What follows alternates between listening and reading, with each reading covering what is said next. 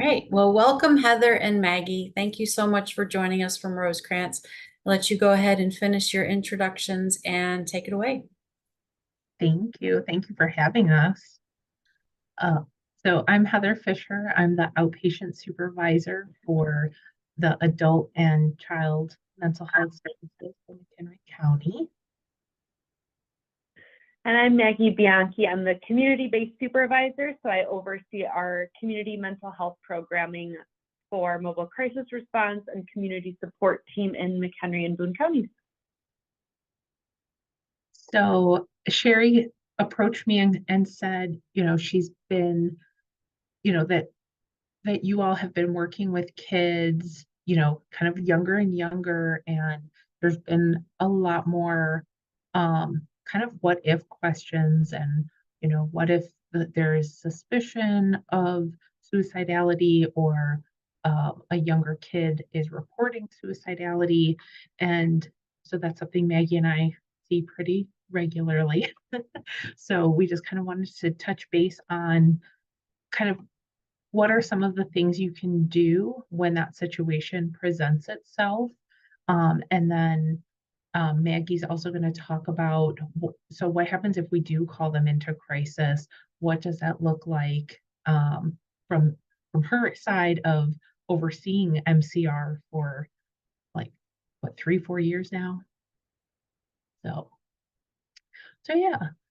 So the one of the first things we wanted to kind of talk about was just getting comfortable asking those questions. So Sherry told me that next week you guys are actually going to do a QPR training.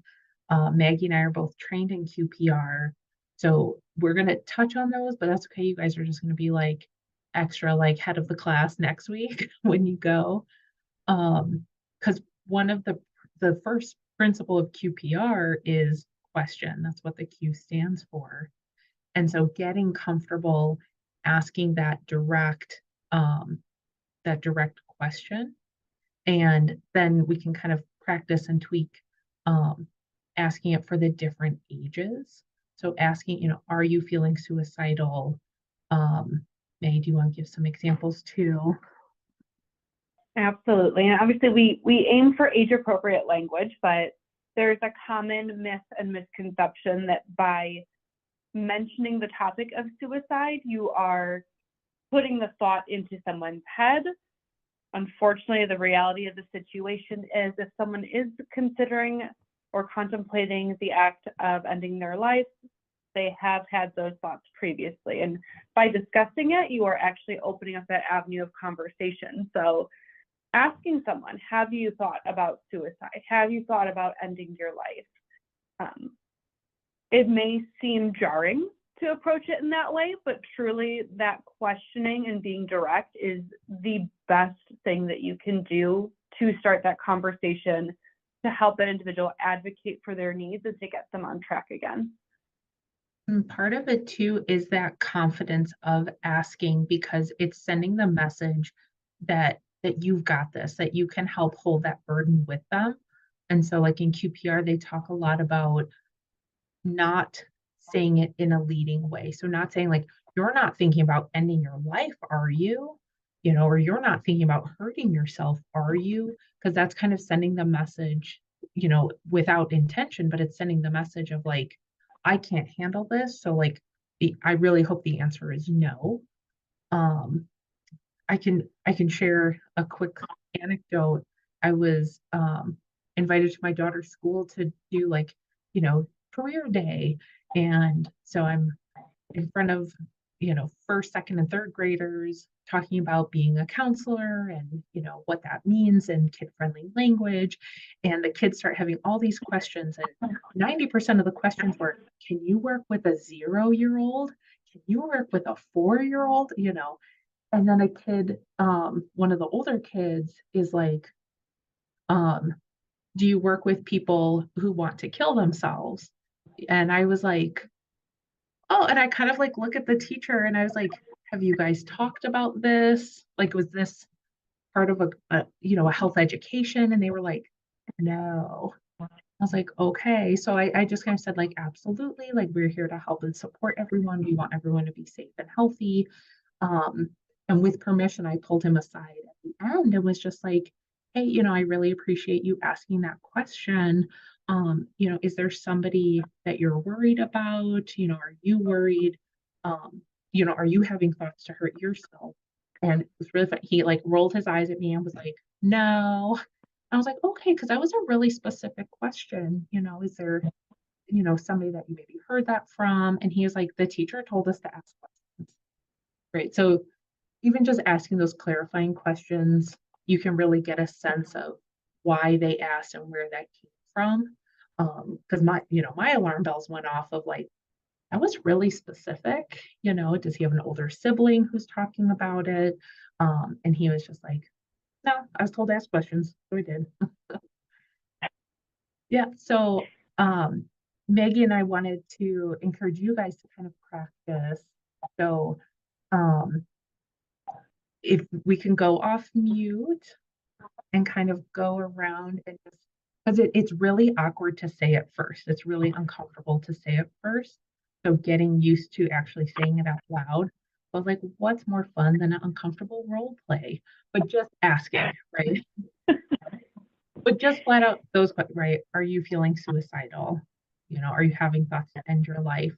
But trying to think of it in like maybe a what if it was a 6-year-old? What if it was a 9-year-old? Kind of, what might you say? And there's no wrong answer. But yeah. So I know Maggie and I both kind of said, right, are you having these thoughts? I know when I've had, because we have a PHP for kids 8 to 12, so often it is, oh, Maureen, thank you, doesn't have mic. Maybe you could put something in the chat of just like how you might phrase it. And you get to practice without us hearing you. So we do sometimes hear kids like as young as 8 saying things like that. Okay, thank you. And so sometimes when kids will say things like, well, I just don't want to be here anymore. I don't want to do this. I give up. But they're saying it in that really, kind of dark, permanent way. You can ask even just a follow-up question like, what would that look like? So it doesn't always have to be, or you could ask, do you know what ending your life means? Do you know what that means? But yeah, Maggie, do you have an example that you want to share?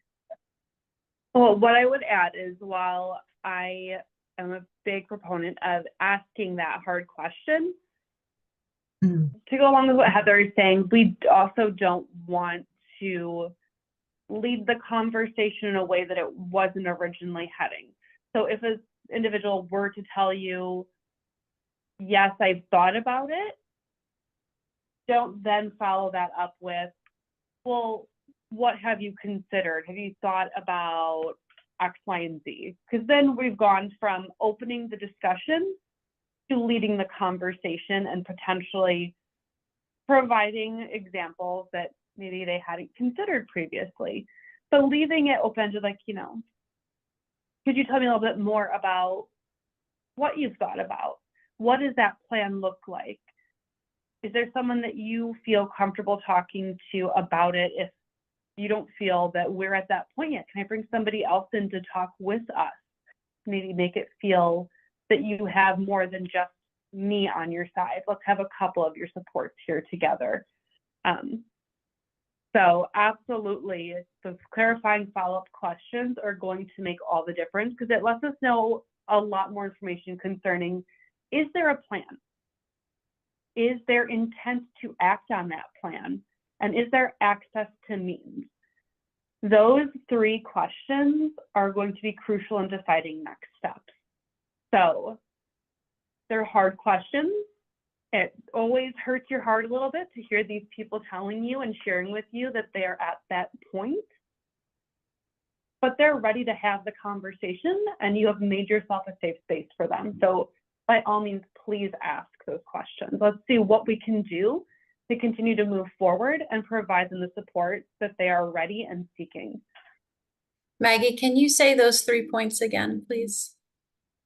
So we always want to identify, is there a plan? If they are identifying a plan, is there intent to act on that plan? Is it just passive thought about a plan? And is there access to means to follow through with that plan? So access to means would be maybe a individual report, using a gun to either harm themselves or others. The first question you want to know, do you have access to a firearm, or do you know somebody that does? Because if they say, well, no, but at least I know if I do that, there's no coming back from that point.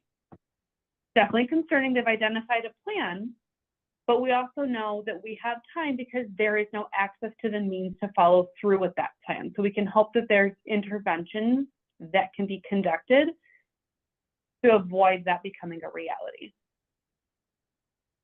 There's also just asking the question about intent. So they have identified a plan, and to ask them, okay, so have you given it more thought? Is there a plan on how that would look moving forward? Have you identified when you would follow through with that plan? And they say, no, I don't think I'd actually do it, but sometimes I just think about it. Okay, so we know there's passive ideation and thought, but there's no true intent to act on that plan. So again, we know we have to change our thoughts and those patterns and work on developing better coping skills.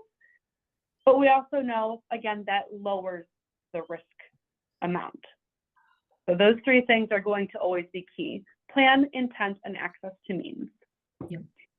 And we have some tools that are going to address those as well. And yeah, because sometimes people will give you, like I worked with someone who for years, like their baseline was suicidal. And they pretty much said, my pet is keeping me alive. And when my pet goes, I'm going to. And so we kind of were working within that time frame to try and provide, to build those coping skills, get them the support that they needed. So when that pet, because, the poor pet, like that's a lot of pressure. When that pet did pass, that the person would have things in place to keep living for as well. Did anyone want to share any thoughts they had about how they would direct, if someone shared something that made that radar peak for you and you wanted to ask about suicidality, is there anything you guys might say? I think we have a question, Leanne. Yeah, so a couple questions. The first one is, at what point or should you ask, have you talked to anyone about this? Like, are you asking, have you talked to your parents? Have you talked to anyone at school? Am I the only one that you're telling this to? Or do we not say that, number one? And then number two, the scariest part, and let's say depending on age, there's a big difference between a 3-year-old or 4-year-old indicating ideation and a 9-year-old. That's spasms apart, right? So I would be a deer in the headlights on what to do next. Yeah. I would want to cuddle them, take them home, and never let them go. So that's the part I think that is the risk of asking all this. Now you don't know what to do, which I think you're going to go into. But yes, yeah. So I do have a safety plan that I'm going to share with you guys. We are going to talk about assessing a little, like a bigger discussion for assessing for intent, and also like the digging deeper part of it. So like, right, if a 3-year-old said, I don't want to be here anymore, or, I try to think how a 3-year-old might say it. I feel like on average, just kind of like even pulling from like the news, probably 9 is the youngest, 8 or 9. I know there was a loss of a 9-year-old to suicide in the last few years. Like I said, I know our IOP starts at like age 8, but typically that is for more behaviors than suicidality. But I think it is okay to ask, like, have you ever talked to anyone about this before? I think that's a perfectly acceptable question. I think, and it's just always right when someone's being vulnerable with us, we really want to like take a deep breath because it is right. Like, even though Maggie and I have done this so many times, it's still jarring. You know what I mean? So it's okay to like take a breath because you want to be aware of your tone, right? You want to be aware of your tone and of your body language. So you're not like, have you ever told anyone this? Right? But making sure you're calm and that you're able to say, like, wow, thank you so much for telling me this. Like, is this something you've ever shared with anyone? And seeing if they're like, yeah, I tell my mom every day I don't want to be here. She doesn't care. Right. Which does kind of pull us to the next point of like looking for those bigger issues. Is there a trigger? Right. Because a lot of times, like Maggie and I have heard it 1,000 times, right? They're not suicidal. They're just looking for attention. Well, we've learned if you replace the word attention with attachment, you're going to get so much further with that client. Because they're not right. We all want attention. We don't live out in the woods solo on our own. We live in communities. We need attention. So they're expressing a need for you. So if they are saying, I don't feel like anyone cares about me, my family would be better without me, you can explore that with them. Like, oh, like what are the things that make you feel that way? Did someone say something? Because I've had kids, like Maggie and I have worked with people who have been told by their families, we would be better off without you. You're causing all of these problems, And so it's like, of course you're feeling this way. You know what I mean? And instilling that hope. And the P is persuade, right? You're trying to persuade them that your life does have value. And even though someone else's hurt is hurting you, we want, even though like I may only have known you for 5 minutes, but I want you here, so trying to find what are those bigger issues that might be right under the surface that they're trying to tell you.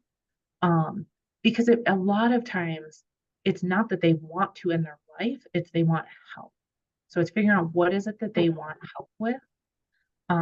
Is it school? Is it a bully? Is it issues at home? I worked with someone years ago who every 6 months, like I noted, it took a while to see the pattern because it took about 3 years. Every 6 months, they were in crisis. And I looked at their chart and I was like, this is like the exact same time of the year, every year, twice a year. And we figured out, like through talking with the client about that pattern, that it was end of the semester finals and end of year finals. And they were letting things pile up until they got so overwhelmed that they were like, I can't handle it. And we were able to get ahead of it. And then they stopped needing crisis, So sometimes it definitely takes time. It's not going to necessarily be resolved after one conversation, but trying to help them identify what's underneath that feeling, and being empathetic. So absolutely wanting to just like take them into your arms and give them a big hug, is completely understandable. And sometimes might be appropriate, right? Of like, I'm so sorry that somebody made you feel that way. It made you feel like you shouldn't be here. That's being human, and they may need that. But then transitioning to who is in your life that makes you want to be here, May, is there anything you want to add? Otherwise, maybe it's a good time to transition to the safety plan. I just wanted to add that I think asking if they've shared these thoughts with someone else is a great question, because again, it's a natural segue into natural supports as well. Depending on how the individual received that sharing of information lets us know, is that someone that you're comfortable going to? Is this someone that we can rely on outside of this setting to work with you towards the coping skills that we develop, or maintaining a safety plan that we work on together here.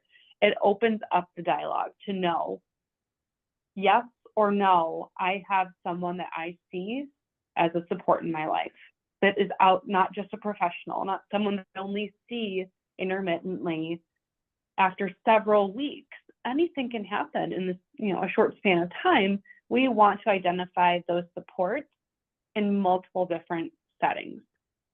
And, we don't want to make the assumption of who a support may be. I've worked with several individuals in crisis for, as Heather referenced, multiple years. We had an individual that, while asking about natural support, someone made the assumption that their family is their support, right? That individual did not ask to elaborate as to who in the family is a support. They assumed mom's coming to pick this kiddo up. That's great. They said family's a support. They're going home with someone that's a support system for them. Another individual pulled that point aside and asked them, who in your family is a support? And they identified an individual that they did not live with. They stated that the guardian they were going home with, they knew that they had a firearm in the home. They knew how to find it. And if they went home, they were going to follow through with that plan because that individual was not a support to them. But if we don't ask those questions and we make assumptions, we're potentially setting that individual into an environment that is not conducive to getting better. I think that's a very similar thing. The kids we're working with are almost entirely in foster care. So they very well may not be in a supportive home at the time. Well, I mean, the home may be supportive, but they may not feel or identify the home as their support. Absolutely. Sure. That rapport may not have been built yet. That's a brand new relationship that they're still exploring and navigating. So asking those deeper questions helps us to know, is this an identified support? So I think, like it was referenced, asking that question for a deeper dive makes all the difference. It changes the direction that the conversation continues. And thinking about kiddos who have been, placed in care, have been removed from, other situations. We work a lot in PHP with kiddos with like reactive attachment disorder and things like that. So even phrasing it of like, who's someone who's kept their promises? Who's someone who, if you ask for help, will get you help? Who brought you here? Whose idea was it? I mean, because they might not trust anyone because the world has not proven to be trustworthy, but maybe asking, who has been someone that if you tell them something important, they help you, so it might be phrasing it in a whole different way because, all of those assumptions are out the door, especially when all of your clientele, have been hurt in that way, definitely. And I would say that sometimes for our kids that are in really volatile situations, the answer to that question is going to be us because we are the one consistent person that's been around. And yet we're not necessarily qualified to do anything next. Well, and hopefully there's, hopefully it's not day one. Hopefully there's a little bit of a relationship that you guys maybe know, like, hey, I know you've been at the same school for the past couple years. Is there someone steady at school? Is there, trying to like, you might have to guide them a little bit, like, oh, like, is foster mom, has she been kind to you? Has she been helpful to you in any little way? Like if she says, we're bringing home fried chicken, does she bring home fried chicken? I'm like, okay, so she's someone who keeps her promises, So maybe trying to find those like little things of like, okay, like who would follow the plan, right? Maybe they don't feel cared about, but they feel like, well, yeah, like they follow the, like, yeah, if they know I have an appointment, they'll bring me because they know they have to. Okay, well, they have to follow the safety plan. So do you think they would follow that, you know? So I'm gonna share my screen really quick.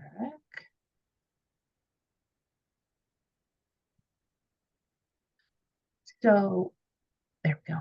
So what you're seeing is the Stanley Brown Safety Plan. So you can actually Google Stanley Brown, the website. This is an evidence-based safety planning intervention.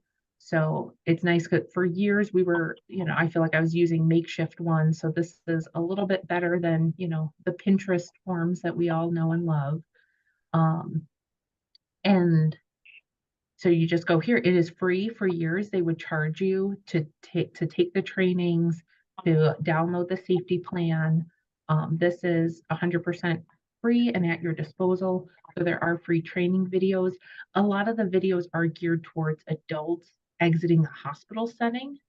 But and in a lot of ways, the safety plan is the same as most safety plans. But it talks about identifying the warning signs, right? And I wanted to share something I've been doing with kids in group is, can you also see me? Because I can show you this afterwards too, but make it a little bit more kid friendly. It's a little brochure that they can make, and I can show you this afterwards on the bigger screen, but it has a couple sections. I need help when, right? So those are the warning signs. So I feel hopeless, I am angry, I am sad. You can tell because, so on the inside, right, how would that foster parent who barely knows you yet, how would they know that you are sad? How would they know you're angry? Well, I'm crying, I'm staying away from everyone, I'm not eating. So those, and then it asks also, like, what is helpful, right? Going for a walk, using I feel statements, listening to music, and what is not helpful, right? So like I've had kids who are like, well, I'll ask to go to my room because I'm upset and I get yelled at for being disrespectful and walking away, right? Or like, oh my God, why are you upset? I can't deal with this today, right? So it's like, okay, like talking to the support people about what's not helpful. So there's kind of a kid activity for like preventative safety planning. But if you're at the step of safety planning, right, identifying those warning signs, how do you know something's wrong? Like what changes? So like I worked with a kiddo who, when they became really depressed, they started thinking that everyone in their family was against them. And then they would start hallucinating and then they would become suicidal. So, you know, if they are aware of those things, or if you've been working with them for some time and you've noticed these things or the families noticed it, identifying that. Because for a while, we didn't have it all strung together. It was like, oh, this is happening. And then this over here is happening. Oh, that's, you know, a kid starts hallucinating. That's like, oh my gosh, panic. We didn't really, it was all connected. Um, the internal coping strategies, things I can do to take my mind off the problem without contacting another person, right? Going for a walk, listening to music. I feel like most kids will say listening to music. We try to steer them away from like total distraction things like playing video games, right? You can't just play video games all day, but maybe coloring or doing a craft project, um, reading a book, playing a board game. You know, what can they do like within their home or within their, you know, safe bubble? And then step 3, start identifying who are those protective people. So like Maggie said, those natural supports. Is there a teacher? Is it you? Is it anyone in the home?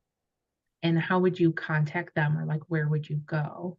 So like maybe their safe place is, you know, going to the park and swinging on the swing, you know. And this isn't giving them permission to do that whenever they want. So I would definitely let them know when you're doing the safety plan, these are things that are going to be communicated with your grown-ups the grownups that are in your life.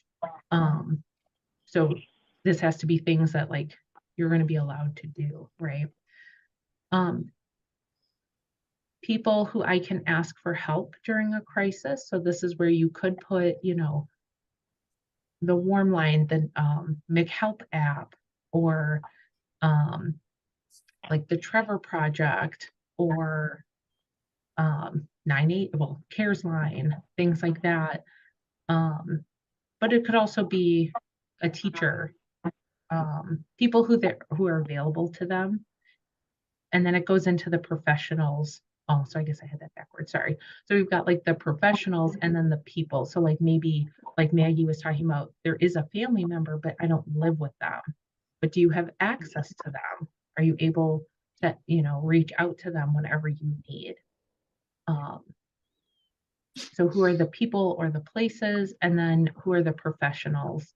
So, you know, whether it's an app, whether it's an agency, and then the last one is making the environment safer. So this is really what makes the Stanley Brown plan different than most other plans, is the other plans rarely will have, what about your environment? I feel like a lot of people, just anecdotally, just my opinion, this isn't a statistic, but a lot of people will talk about like overdosing.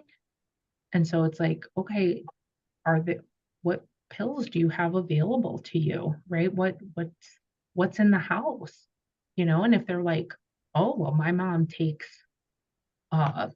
lithium and an opioid or what, you know, gave a name or whatever.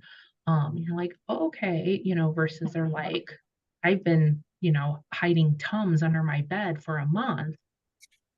Okay, like we'll address that, but like we know that's not lethal, right? So it's like you go ahead and eat those Tums, but you'll have colorful poop. So assessing for that environmental safety. Maggie, is there anything you want to add to safety plan? Sure.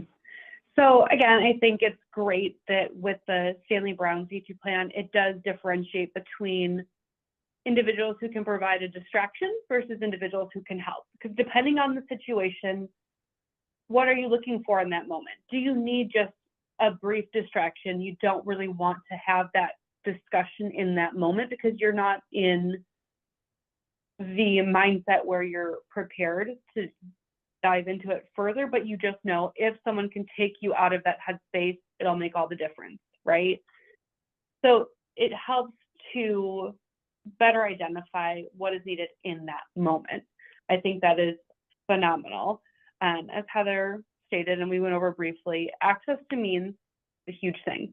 If an individual identifies they have a plan to overdose, but it seems more passive in nature, not very concrete, what can we do to limit access to means, right?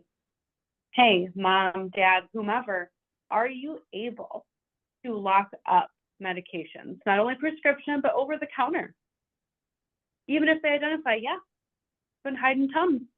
Okay, so here's what I really would ask of you. I want you guys to go through your room. I'd love if you could hand those over so we can take away that temptation to do so. And hey, let's make sure we lock up access to pills, medications that are easily accessible, because you don't want to tell that individual, yeah, that's not going to kill you, bud. Good luck. Because now they know. Right. Well, now they know. Okay, yeah. I have to rethink my plan. Right. You said this won't, but that doesn't mean something else won't. So identify that they have a plan, they have access to what they perceive to be means, and let's see if we can limit that access to them. So I think that's great. That's identified there at the very bottom. What can we do to prevent escalation? Could be limiting the access. It could be, you know, mostly what's being identified is behavioral in nature, but no actual plan to carry out. What can we do to mitigate those behaviors? You've already identified these things help you. So let's set out a plan, right? So we're sitting here with foster mom. Foster mom is on board, willing to do whatever it takes. And you said, you know, they listen to you. What can they do until you can come back here and meet with us to make it so that we see you next week, right?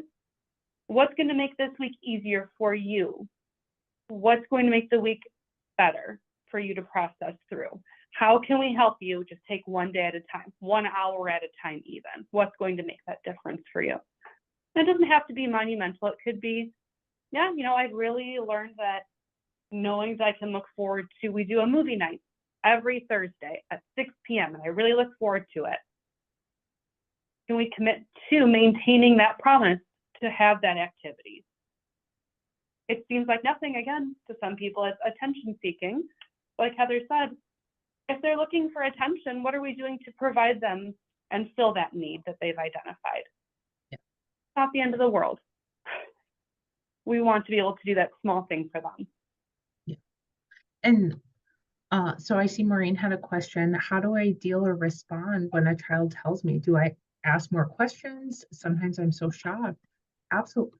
Like that is fair. That is fair because some kids and adults, like they call it the doorknob explosion or something like that, where it's like you have your hand on the doorknob ready to leave, and they're like, oh, and by the way, right? And they drop this huge bomb on you and you're getting ready to leave. And you're just like, wait, what?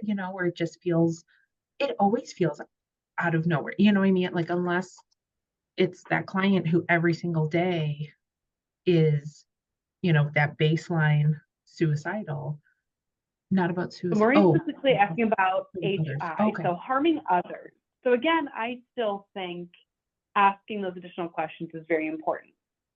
Is it feasible for that harm to be inflicted on that individual? Is there a duty to warn? Do we legitimately have the legal need to reach out and make sure that that individual is safe? We need to know. Are they saying it because they're so mad in that moment that they could just kill them, but it's an emotion that they're struggling to regulate? Or is it, I know they're alone every day at this time and I know where to find this? Now we have an identified plan. We know that there is an intent to follow through on that plan, and it's hard to ask, but again, it lets us know, can we get a leg up on this? Can we reach out to the authorities to make sure that they know what's going on as well and that that person can be safe? It's for the benefit of both parties. That individual that you're sitting down and speaking with who disclosed it to you, as well as the individual who potentially is at harm. Yeah, if they're saying things about hurting other people and it sounds like you're saying, right, it sounds legitimate. It sounds like they could really hurt someone. Asking those follow-up questions are going to help you take those next steps, because when you take, like, if you're like, I've had to call the police before to say, hey, I need this person taken to the hospital. They've identified that they want to severely hurt or kill this identified person. The family is stating that they do have means, they have access to guns and things like that. And I'm like, it was funny because when I called the police, like I called non-emergency, said, hey, I need the police and an ambulance to come. I have someone who came in for a walk-in, and the family reported they are homicidal towards an identified person. And the police started asking me questions, and I was like, oh, they're worried about my safety. I wasn't even like thinking, like, oh, this person is here and they could be dangerous. Oh, okay. Registering that now. Because I was like, well, should I go tell this person? Because I don't want them to be scared if all of a sudden the police show up, and they're like, no, stay where you are. And I was like, oh, yeah, I mean, absolutely. Like, it's okay to be shocked. It's okay to be, your brain kind of goes into that like panic mode a little bit. But again, like having a little bit more information of just like, oh, okay, it sounds like you're really angry at this person and you keep talking about wanting to hurt them. Like, what are you thinking about doing? And if they're like, well, I have a knife under my pillow and I'm gonna do A, B, and C to hurt them. Maybe they're in the house with them, right? And they're like, well, at night I'm gonna do this to them. um, you don't have to tell them, okay, so you just disclosed that you're going to hurt someone. I now need to do A, B, and C, right? But you can, I know we have like an instant messaging system, so we're able to like reach out. So like, that might be something where I message Maggie and I'm like, hey, I have a homicidal client in my office. Can you, like, we had something like this happen, and the staff, it was a telehealth client.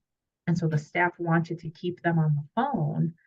And so they were messaging another staff being like, I need you to call the police. I need you to tell them A, B, and C, so you can stay connected with that person so that they're not like, A, putting you in any danger or, doing anything extreme. Um, Yeah. so I hope that kind of helps answer who should be informed when a minor is suicidal or homicidal.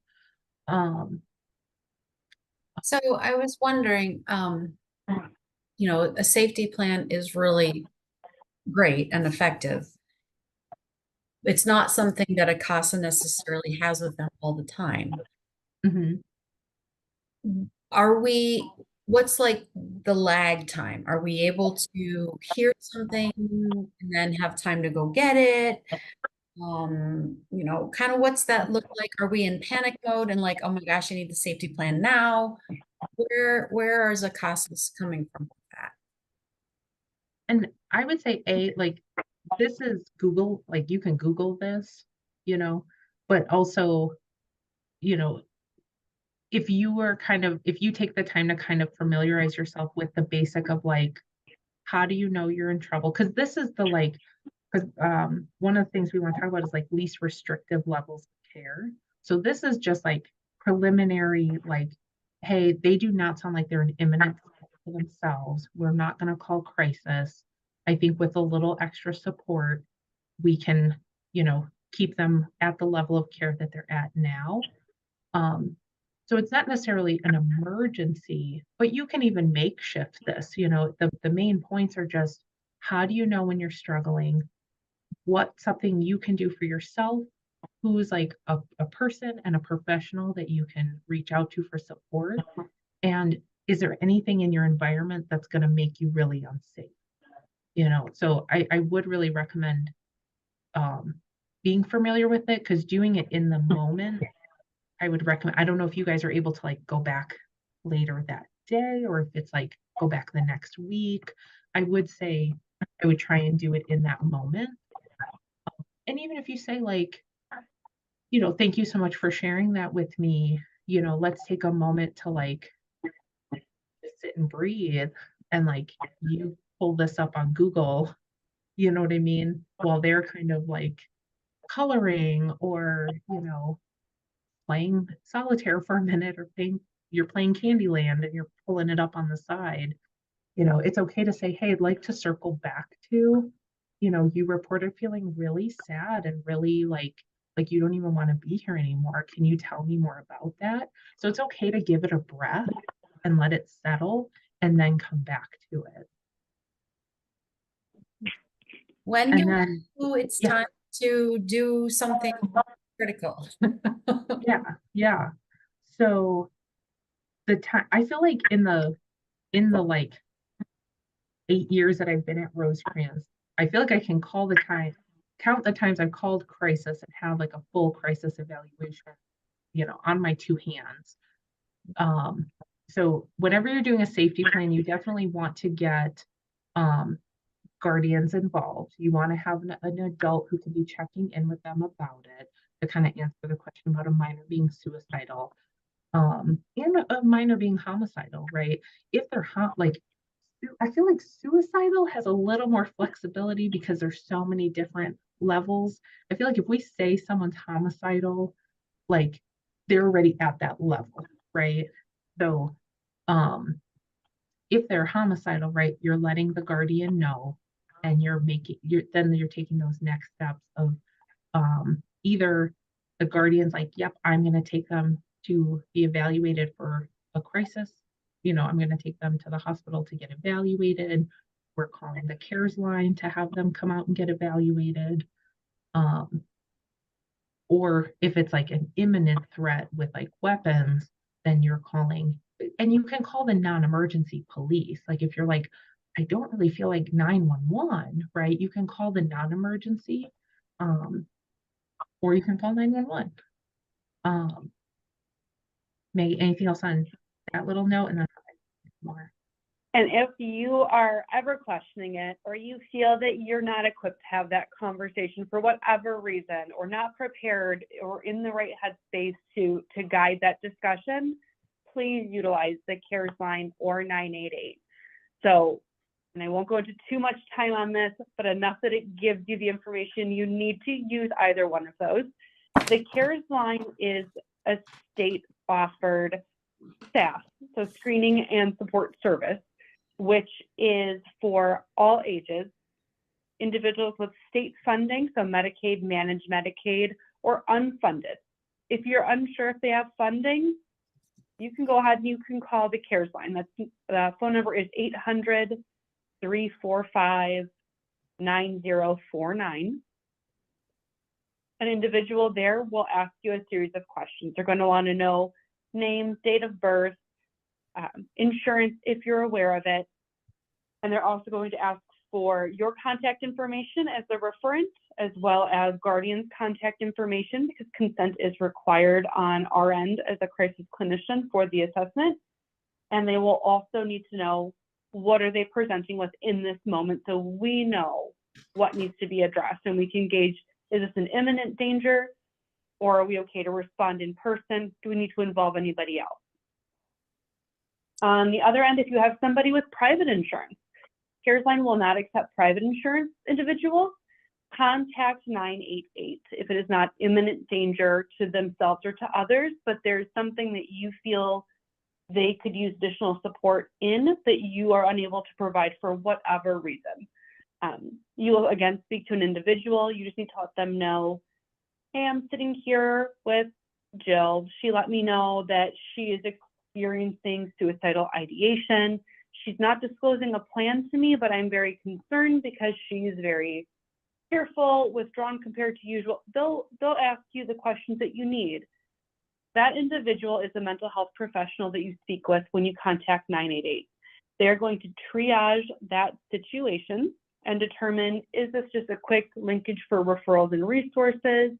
Is this, let's try and do a telephonic intervention? Or is it to the point where, hey, this is over our heads too, we're going to go ahead and link you with your local responding agency, and we're going to see if we need to have someone come out and have a conversation. Either one, CARES line or 988, if it gets to us from that third party stating we might need in-person response, then we go ahead and we conduct the same assessment regardless of which line is utilized. So they will receive the exact same assessment. Our goal is always least restrictive means possible when appropriate. I'm not saying we will not ever hospitalize someone inpatient, but the goal and what has been seen to be most effective is keeping individuals in their community, trying to work with them to destigmatize asking for help. But again, if there are risk factors present that we need to address that are not able to be addressed because of an inability to safety plan, lack of support, that is something that you want to take into consideration. And Leon, yes, you are able to utilize both the CARES line and 988 for individuals that you are working with. I do recommend, if there is a legal guardian that is responsible for that individual that needs to be aware that they're being called into either of those lines, that they are made aware prior to that phone call, because they need to anticipate receiving another phone call from the crisis worker as well. Yeah, for our point of view, we're going to always, you can reach out to your advocate manager because they're going to have some of this information kind of in their back pocket. We certainly want to make sure that the caseworker knows. In a crisis, like we got to do something now, contacting the guardian is good. We also have a lot of situations where our guardians are family members and aren't trained like foster parents, so they might not know about CARES or 988. But And this is my question for you, Maggie and Heather. So all of the kids have youth care, which means that they are Medicaid plans. Yep, Meridian. So, we know that the CARES line would be good, but 988 is a whole lot easier to remember. Um, will 988 get us to CARES if necessary? So 988 does not have the ability to transfer to the CARES line. Okay. They will triage. They could potentially dispatch someone if they feel it's appropriate. And it would still result in a response, but the difference is if you go that route, going through 988 does not provide them the potential of the staff 90 days of follow-up services. Okay. 988 does not offer any sort of a follow-up program. There's no exclusionary criteria for utilizing 988. So by all means, if 988 is easier for you to remember, please, please, please call. At least it starts that conversation and gets that individual help. But if you know that they are in fact a youth in care, they would benefit from the up to 90 days of follow-up services. If you can memorize the CARES line number, write it down, tape it to your laptop, cell phone, whatever, just so you have for quick reference. Please utilize CARES if and when possible, because it does ensure that option. I train all of the staff to put the CARES line number in their cell phone so that they have that with them. Because I mean, it's not work, it's not that you can only call if that person is a client. You know what I mean? Like it's kind of like, a non-emergency number. Like you can call that for anyone. CARES line is for anyone with Medicaid. So if they're Medicaid or managed Medicaid, youth care included, it doesn't matter their age, they would be CARES line. If they have, oh, Maggie's got it. Go, Maggie, go, go, go. I know. I don't want to interrupt you talking, so I'm just answering on the side. No, as well. you're fine. And Leanne, if you do have an adult that you are identifying as suicidal, homicidal, in need of intervention, you are able to call on their behalf, but we do need to get the consent of that individual for the assessment. They may decline an assessment, but we will always encourage, can we at least, safety plan with you, try and link you with other resources that might be of use to you, give you some phone numbers to utilize. We will try to get them to the point that they feel comfortable and build a little bit of rapport where maybe they will kind of let us stick our foot in the door a little bit. Let's start with the safety plan. What can we do to keep you safe just for today? And maybe that will lead into, so you're saying you're not going to hospitalize me. Can't promise that, but it's not always the outcome. We want to try and work with you where you are. So let's just have that open dialogue. Let's see where we go from here. You can call on their behalf, but let them know they're going to get a call from someone who wants to chat with them. They will need to provide consent for the assessment itself. So when we SAS a child, the first step is an assessment, is what I'm hearing. And correct. I feel like the majority of our kids, it escalates from there. Very rarely is what you just described as the next step of staying put for the moment. Can you describe a little bit about what happens at that point? Sure. So if at some point an assessment is conducted and inpatient placement is deemed appropriate, what that looks like is the individual who's conducting the assessment is going to notify the legal guardian of that individual of the disposition that's been deemed medically necessary that we go this avenue. And it does leave the potential, if we feel supports are in place and the guardian is not comfortable with inpatient because of transportation or whatever may be a barrier to them, we can look further into potentially a PHP or IOP program. So a higher level of care that still keeps them in the community. But if hospitalization is the only avenue that we feel comfortable and that is best for that person, the clinician will start to call hospital placements. I will say in the community, there are only 5 hospitals that will pick up from in the community. If those 5 do not have bed availability, then we need to transport to the local ED and have labs run, because the other facilities require a COVID test to be completed. They require labs to make sure that there is no need above and beyond just behavioral health, that there isn't a medical condition or a substance use that's actively in process and they need to come down to a specific level. So we would transport to the local ED in that situation to continue looking for placement. The assessment would not start all over again. We would call ahead to that hospital, let them know we're transporting an individual who has already been assessed, and we just need to continue a bed search.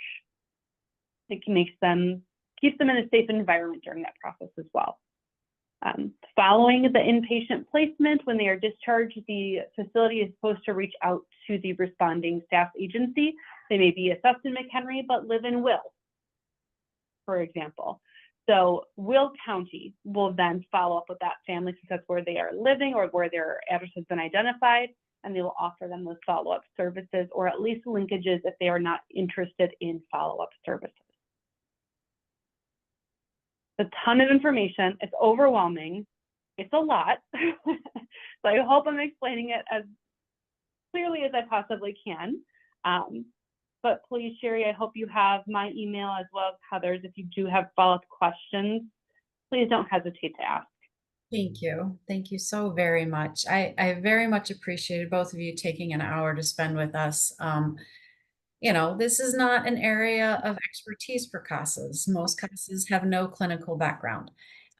So just being okay to ask some of those questions and know that there are resources out there for us to turn to is so very helpful. So thank you for spending the time with us. Absolutely. And I put in the chat just about some of those, like, because people so often are like, hospital, like, oh, if you call CARES, it's going to be hospital. But the great thing is, like, between Rosecrance and Amita, we have IOPs, we have PHPs. Now Rosecrance has youth CST. So, like, we have this continuum of care available in the county. So it's not just outpatient or hospital, like there are in between. So, like, getting that evaluation could lead to a less restrictive resource that's going to really benefit the family. Yes, excellent. Yeah, thank you guys. I know it was a lot. I didn't think I had enough planned, and then I was like, I have way too much.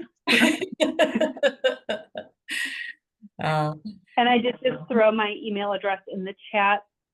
Okay, Everyone does have that at their disposal. Thank you. Thank you. All right, all. We will see you at another time. Thank you. Thank you so much for having us. Bye.